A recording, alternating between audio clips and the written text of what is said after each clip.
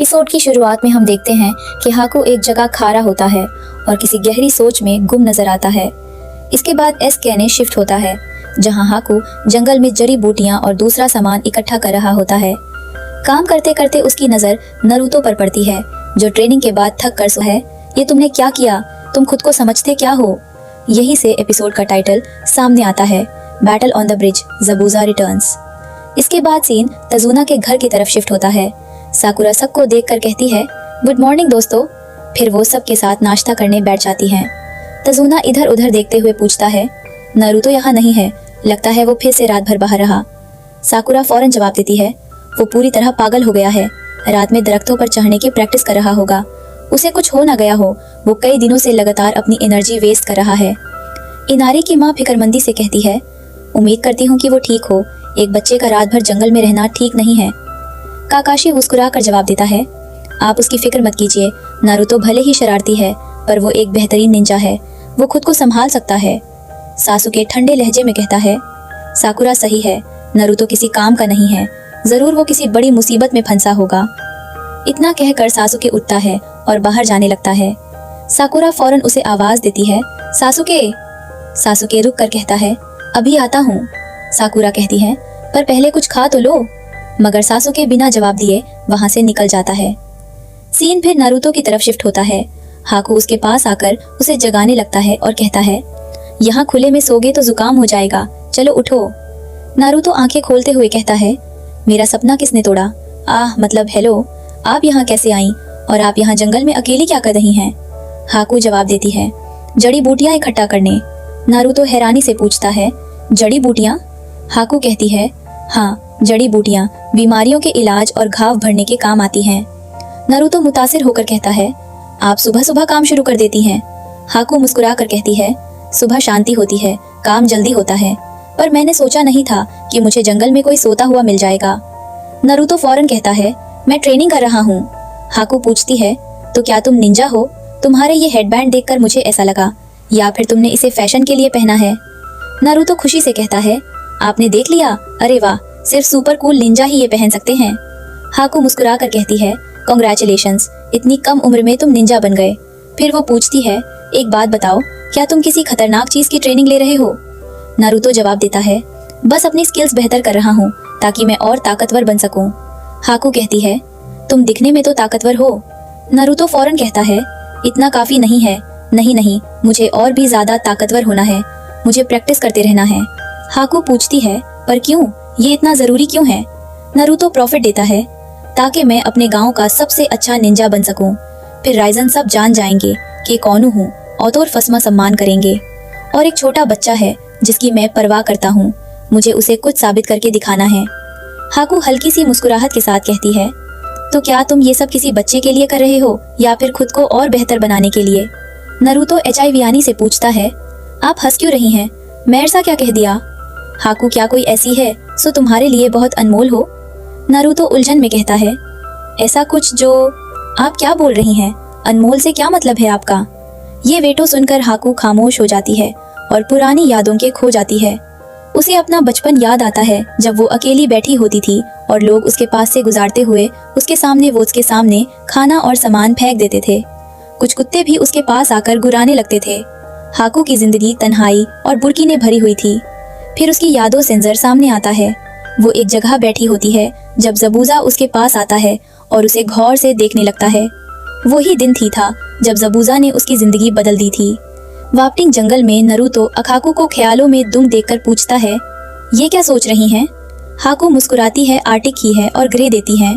दरअसल जब किसी के पास कुछ अनमोल होता है जिसकी उसे रक्षा करनी हो, तब वो सच में ताकतवर बनता है। नारुतो हाकू की बात सुनकर सोच में डूब जाता है। उसके दिमाग में कैसा की बातें गूंजने लगती हैं। ये हमारा विलेज है, एक्चुअली इस वाली हर मुसीबत का सामना हमें ही करना है। फिर उसे काकाशी की बात याद आती है, मैं तुम सब की रक्षा करूंगा अपनी जान पर खेलकर। और फिर अपने ही अल्फाज याद आते हैं, अगर तुमने मेरे सेंसेई को हाथ भी लगाया तो तुम नहीं बचोगे। नारुतो मुस्कुराते हुए कहता है, हाँ मुझे पता है, मैं आपकी बात अच्छी तरह समझता हूँ। हाकू उसकी तरफ देख कर कहती है, तुम ताकतवर बनोगे, बहुत ताकतवर। अलविदा, हम किसी दिन जरूर मिलेंगे। फिर हाकू रुक कर कहती है, एक बात बता दूं, तुम्हें एक गलतफहमी है। अचानक पता चलता है कि हाकू असल में लड़की नहीं बल्कि एक लड़का है। हाकू आराम से कहता है, मैं एक लड़का हूँ। ये सुनते ही नारुतो का चेहरा देखने लायक होता है। वो शौक में कहता है, बाप रे, ये तो साकुरा से भी खूबसूरत है। इतने में सासुके वहां पहुंच जाता है और हाकू वहां से चला जाता है। नारुतो उसे जाते हुए देखता रहता है और कहता है, मैंने अपनी जिंदगी में अब तक कई अजीब चीजें देखी हैं, पर इतना अजीब कुछ भी नहीं देखा। अचानक सासुके उसके सर पर हल्का सा मुक्का मारता है। नारुतो गुस्से में कहता है, हे, मुझे मारा क्यों? सासुके जवाब देता है, बेवकूफ हो क्या? अब तुम्हें ब्रेकफास्ट के लिए भी बुलाना पड़ेगा, लूजर कहीं के। दूसरी तरफ साकुरा और ककाशी नारुतो और सासुके को ढूंढ रहे होते हैं। साकुरा फिक्रमंदी से कहती है, नारुतो, वो नारुतो है, वो कहीं भी हो सकता है, और सासुके भी अब तक वापस नहीं आया, ना जाने दोनों कहाँ होंगे। अचानक किसी चीज की आवाज आती है और डिना शन्न हो जाते हैं, मगर हमला नहीं होता, बल्कि नारुतो एक बहुत ऊंचे दरख्त पर नजर आता है। साकुरा हैरानी से कहती है, नारुतो अब अपने चक्रा से इतना ऊंचा चढ़ सकता है, कमाल है। नारुतो फख्र से कहता है, क्यों, चाक गए ना? इतना ऊंचा काफी है या और ऊंचा जाऊं? इतना कहते ही उसका बैलेंस बिगड़ने लगता है और वो गिरने वाला होता है, मगर वो खुद को संभाल लेता है और घबरा कर कहता है, मैं मजाक कर रहा था, तुम दोनों का चेहरा देखने लायक था। साकुरा राहत की सांस लेते हुए कहती है, हमें तुम्हारी फिक्र हो रही थी नारुतो। फिर फौरन गुस्से में आकर कहती है, मैं तुम्हारा गला घोट दूंगी, बेवकूफ कहीं के। तकाशी ये सब देखकर दिल में सोचता है, मुझे ऐसा क्यों लगता है एक दिन ये बुरा फंसेगा। उसकी बात सच साबित हो जाती है, क्योंकि अगले ही पल नारुतो दरख्त से फिसलकर नीचे गिर जाता है। सब शॉक हो जाते हैं। साकुरा गुस्से में कहती है, इतना दिखावा करना जरूरी था क्या? मगर जमीन पर गिरने से पहले सासुके उसे पकड़ लेता है और कहता है, सच में तुम्हारा कुछ नहीं हो सकता नारुतो। साकुरा फौरन खुश होकर कहती है, सासुके, अरे कैत्सुके, तुम्हारा जवाब नहीं। तकाशी सबको देखकर थक जाता है और दिल में सोचता है, अगर इनकी ट्रेनिंग पूरी होने तक मेरा दिमाग ठिकाने पर रहा तो वो चमत्कार होगा। इसके बाद सीन इनारी की तरफ शिफ्ट होता है। वो नारुतो को देखता है और धीरे से कहता है, नारुतो, हम नारुतो उजुमाकी। हाँ। सीन फिर जंगल के एक और हिस्से में शिफ्ट होता है, जहाँ हाकू जबूजा की देखभाल कर रहा होता है। हाकू कहता है, आप जल्दी ठीक हो रहे हैं। जबूजा जवाब देता है, बस कुछ दिन और। इधर नारुतो और सासुके वापस घर की तरफ जा रहे होते हैं। सासुके कहता है, चलो वापस चलते हैं। नारुतो जवाब देता है, हाँ ठीक है। घर पर साकुरा इंतजार कर रही होती है और कहती है, अब तो वो दोनों लेट हैं, मुझे सासुके से तो ये उम्मीद नहीं थी। थोड़ी देर बाद नारुतो और सासुके वापस आ जाते हैं। ताजुना उन्हें देखकर कहता है, कहाँ रह गए थे तुम दोनों? लगता है वैसे किसी से मार खाकर आए हो। नारुतो खुशी से चिल्लाता है, सब दोनों नींद कर दिखाया, हम नेनो पॉली की छोटी तक चढ़ गए थे। ककाशी मुस्कुराता है और कहता है, अच्छी बात है, अब मेरी बात सुनो, कल से तुम दोनों तजुना के बॉडीगार्ड्स बनोगे। नारुतो खुशी से उछलता है और कहता है, अरे वाह। मकोटिंग मिर गिर जाता है। सासुके उसे देख कर करता है, तुम खड़े खड़े कैसे गिर जाते हो? तजुना मुस्कुराते हुए कहता है, बस कुछ ही दिनों में ब्रिजनेव तैयार हो ले जाएगा, ये काम तुम के बिना बिना नहीं हो पाता। इनारी की माँ कहती है, काम तो होने को है, पर तुगो अब भी संप्लायंस देवे रहे होगा। तजुना फिर ककाशी की डिटर्मिंग देखते कर कहता है, मुझसे एक बात पूछनी थी, पर पहले को मौका ही नहीं मिला।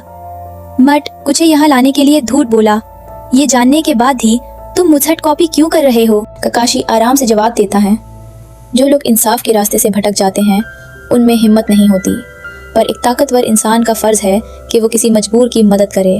हाँ, ये बात हमारे पहले होकागे ने कही थी। ये बात सुनकर इनारी खामोश हो जाता है। उसके दिमाग में कैजा की बातें गूंजने लगती हैं।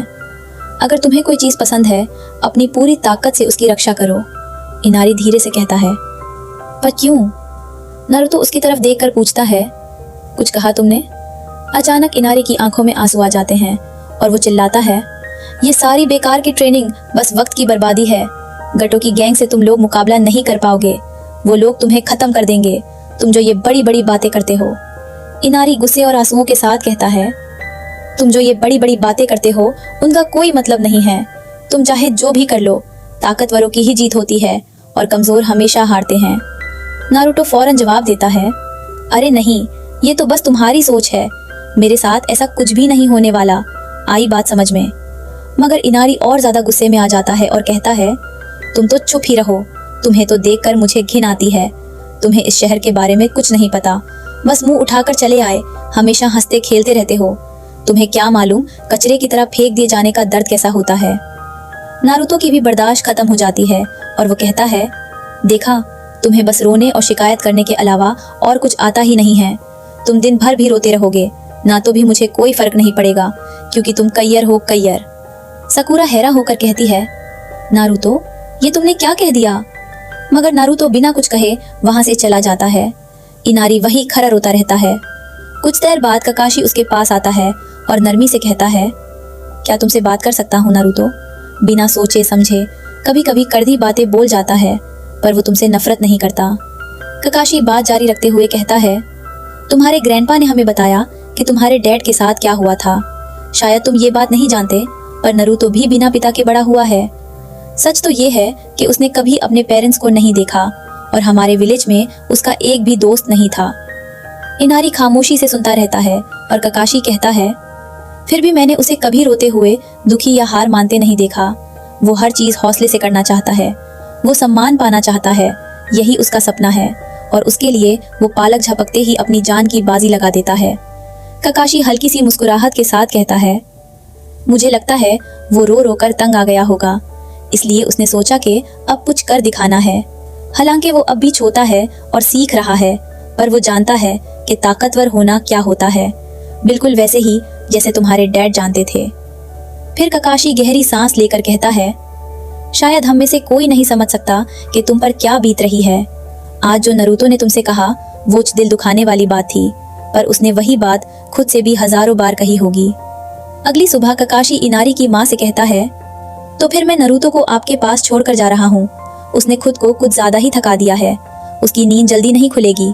मुझे नहीं लगता कि आज वो दिन भर बिस्तर से उठ पाएगा। इनारी की माँ फिक्रमंदी से पूछती है, और आपका क्या, आप भी पूरी तरह ठीक नहीं हुए हैं? ककाशी मुस्कुराते हुए जवाब देता है, क्यों, मैं आपको कमजोर लग रहा हूँ? मैं बिल्कुल ठीक हूँ। तजुना उन सबको आवाज देता है, चलो, ब्रिज इंतजार कर रहा है। दूसरी तरफ गतो जबुजा से राब्ता करता है और गुस्से में कहता है, तुम अब तक मरहम पट्टी करने में ही लगे हो, मैंने तुम्हें आराम करने के लिए नहीं रखा है, सुन रहे हो ना जबुजा साहब? जबुजा उसकी बात सुनकर सपोर्ट्स के 36 फोन तोड़ देता है और हाकू की तरफ देखकर कहता है, हाकू, तुम तैयार हो? हाकू फौरन जवाब देता है, हाँ। इधर नारुतो की आंख खुलती है और वो घबरा कर कहता है, किसी ने मुझे जगाया क्यों नहीं? हाँ, वाओ, सब लोग कहाँ गए? इनारी की माँ से कहती है, ओ नारुतो, तुम्हारे से ही चाहते थे, तुम आराम करो, आज तुम्हारी छुट्टी है। नारुतो नाराज होकर कहता है, मुझे पता था वो मुझे छोड़ कर जाएंगे, चलता हूँ, और फौरन ब्रिज की तरफ भाग पड़ता है। बर पहुंचकर सब लोग हैरिट्स ओपनिंग कांड रह जाते हैं। तजुना गुस्सार और देख के साथ कहते हैं, ये सब किसने किया? इसका कौन जिम्मेदार है? इन मासूम लोगों को कौन मारकर चला गया? तकाशी फौरन होवर सी हो जाता है और कहता है, कहीं ये इसी इनारी की माँ घर पर अवार्ड्स देती है। इनारी, जलड यहाँ आकर मेरी मदद करो। इनारी जवाब देता है, हाँ, अभी आता हूँ। ब्रिज पर काकाशी अचानक हवा में फैलती धुंध को महसूस करता है और कहता है, ये मिस्ट। फिर वह फौरन हुक्म देता है, सस्के साकुरा तैयार हो जाओ। मैं जानता था वो जिंदा है और वो हमसे बदला लेने आ गया। साकुरा हैरानी से कहती है, काकाशी सेंसे, ये जबुजा की ही चाल है ना? ये उसी का हिडन मिस्ट जुत्सु है। ढूंढ के अंदर से जबुजा की आवाज आती है, माफ करना, तुम्हें इंतजार करना पड़ा काकाशी। देख रहा हूँ तुम्हारे चेले अब भी तुम्हारे साथ हैं। फिर जबुजा सस्के की तरफ देखकर कहता है, वो बेचारा तो अभी कांप रहा है। सस्के मुस्कुराता है और जवाब देता है, हाँ, कांप तो रहा हूँ, पर खुशी के मारे। काकाशी उसकी तरफ देखकर कहता है, दिखा दो तुम क्या हो सस्के। सस्के अपनी शरिंगन से धुंध में देखते हुए कहता है, मैं उसे देख सकता हूँ। जबुजा हल्की सी हंसी के साथ कहता है, ओह, तुम देख पाए कि वो वाटर क्लोन था? तरक्की कर रहे हो, लगता है तुम्हें राइवल मिल गया। जबुजा के पास खड़ा हुकू सस्के को घूर से देखते हुए कहता है, हाँ, लगता तो है। यहीं पर एपिसोड का टेंशन और भी ज्यादा बढ़ जाता है, क्योंकि जबुजा और हकू दोबारा मैदान में लौट आए हैं और अब ब्रिज पर एक जबरदस्त जंग शुरू होने वाली है।